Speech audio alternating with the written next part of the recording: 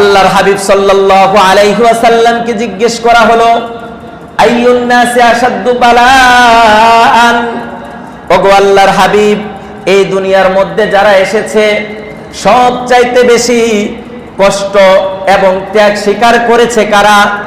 আল্লাহর হাবিব সাল্লাল্লাহু আলাইহি ওয়াসাল্লাম তখন বললেন, আল আম্বিয়া, নবী রাসূল যারা ছিলেন এই দুনিয়াতে আসার পরে তারা সবচাইতে বেশি কষ্ট ত্যাগ তিতিক্ষা দিয়েছেন, তাদের জীবনের পরীক্ষা বেশি হয়েছে। এই জন্য আল্লাহ পাক রব্বুল আলামিন তাদেরকে একেবারে চিরতরে সবচাইতে বেশি মর্যাদার অধিকারী করেছেন।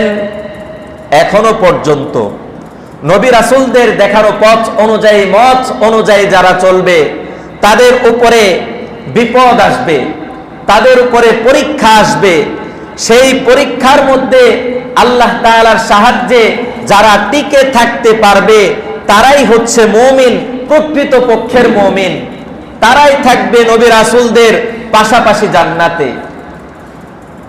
বর্তমানে উলামায়ে কেরাম, আল উলামা ওয়ারাসাতুল আম্বিয়া ওয়া ইন্নাল আম্বিয়া লাম ইউওয়ারিসু দিনার ওয়ালা দিরহামান।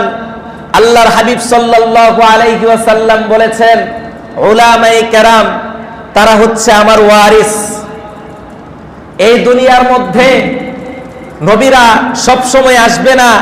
আমি মুহাম্মদ সাল্লাল্লাহু আলাইহি ওয়াসাল্লাম এসেছি, আনা খাতামুন নাবিয়্যিন লা নাবিয়্যা বাদি, আমার পরে আর কোন নবী আসবে না। কিন্তু নবীদের এই নবীওয়ালা কাজ আল্লাহর জমিনের মধ্যে আল্লাহর আলেম যারা আছে, রাসূলের অনুসারী আলেম যারা আছে, আল্লাহর কাজগুলো তারা আল্লাহর জমিনের মধ্যে প্রতিষ্ঠা করবে।